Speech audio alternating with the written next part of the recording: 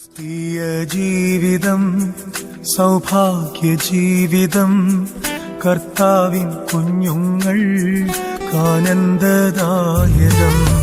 ക്രിസ്തീയ ജീവിതം സൗഭാഗ്യ ജീവിതം കർത്താവിൻ കുഞ്ഞുങ്ങൾ ആനന്ദദായകം. കഷ്ടങ്ങൾ വന്നാലും ക്രിസ്തേശുനായകൻ കൂട്ടാളിയാണ്. ദൈവവചന ചിന്തകൾ കേൾക്കുന്ന എല്ലാ മാന്യ ശ്രോതാക്കൾക്കും ക്രിസ്തീയ വന്ദനം. ഇയ്യോബിൻ്റെ പുസ്തകം 15-ാം അധ്യായം 21-ാമത് വാക്യം 2-ാം ഭാഗം. സുഖമായിരിക്കയിൽ കവർച്ചക്കാരൻ അവൻ്റെ നേരെ വരുന്നു എന്നുള്ള വചനമാണ്. തിന്മ പ്രവർത്തിക്കുന്നവൻ, ദുഷ്ടത പ്രവർത്തിക്കുന്നവൻ നാശത്തിന് വിധേയനാകുന്നു. നാശത്തിന് വഴി അവൻ്റെ മുമ്പിൽ തുറന്നു കിടക്കുന്നു എന്നുള്ള പദമാണ്. 37-ാം സങ്കീർത്തനത്തിൻ്റെ 9-ാമത്തെ വാക്യം വായിക്കുന്നത്, ദുഷ്പ്രവർത്തിക്കാർ ഛേദിക്കപ്പെടും എന്ന പദമാണ്. വീണ്ടും 17-ാമത്തെ വാക്യം വായിക്കുമ്പോൾ അവിടെ പറയുന്നതും ദുഷ്ടന്മാരുടെ ഭുജങ്ങൾ ഒടിഞ്ഞു പോകും എന്നാണ്.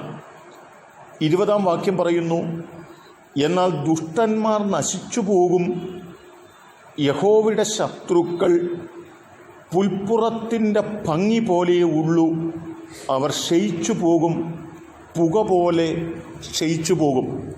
തിന്മ പ്രവർത്തിക്കുന്നവരുടെ ജീവിതത്തിനകത്ത് നാശം ഏത് സമയത്തും അവനെ വേട്ടയാടുവാൻ സാധ്യതയുണ്ട് എന്നുള്ള പദമാണ് ഈ വചനത്തിനകത്ത് ഓർപ്പിച്ചിട്ടുള്ളത്.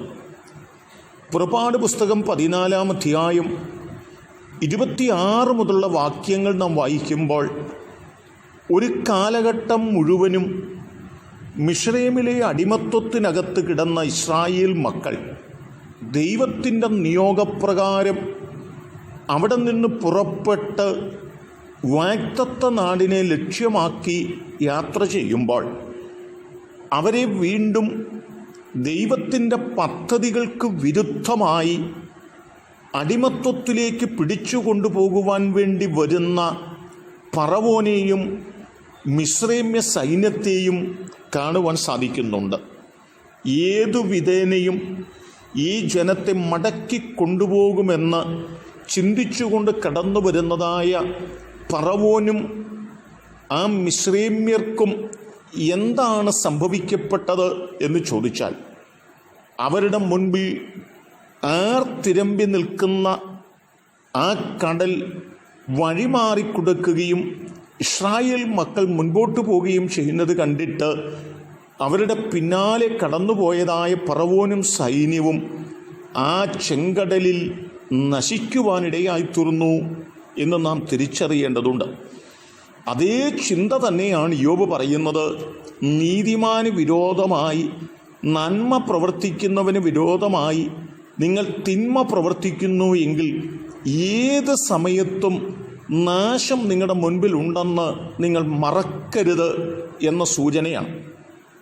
ആകയാൽ എന്നെ കേൾക്കുന്ന പ്രിയപ്പെട്ടവരെ, നാം തിന്മ പ്രവർത്തിച്ച് നാശത്തിലേക്ക് നടന്നു നീങ്ങുന്നവരായി തീരുകയല്ല.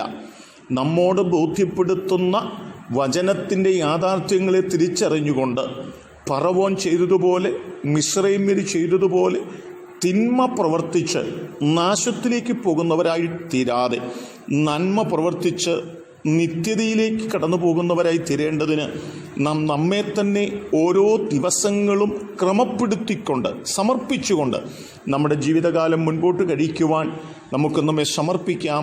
അതിന് എന്നെ കേൾക്കുന്ന നിങ്ങൾക്ക് എല്ലാവർക്കും സർവകൃപാലുവായ കർത്താവ് കൃപ നൽകട്ടെ. കരുണയുള്ള ദൈവമേ, നല്ല കർത്താവേ, ഞങ്ങളുടെ ജീവിതത്തിനകത്ത് ഞങ്ങൾ തിന്മയും ദുഷ്ടതയും പ്രവർത്തിച്ചിട്ട് ഞങ്ങൾ നാശത്തിന് വിധേയരായിത്തീരുന്നവരായിട്ടല്ല, ഞങ്ങൾ നന്മ പ്രവർത്തിച്ച് ഞങ്ങൾ അനുഗ്രഹീതരായി തീരുവാൻ ഞങ്ങളെ പ്രാപ്തരാക്കണമെന്ന് ഞങ്ങൾ പ്രാർത്ഥിക്കുന്നു. ദൈവത്തിൻ്റെ കരുതലും കരുണയും ഉള്ളതുകൊണ്ട് സ്തോത്രം. യേശു കർത്താവിൻ നാമത്തിൽ തന്നെ ആമേൻ.